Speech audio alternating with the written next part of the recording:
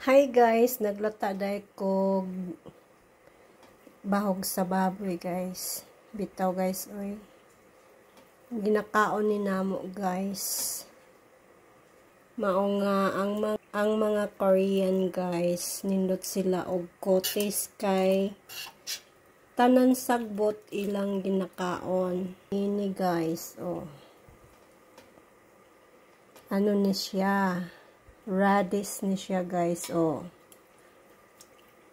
Dahon sa radish. Kinakaon nila. Pugkaon. Apila pud kugkaon ani guys.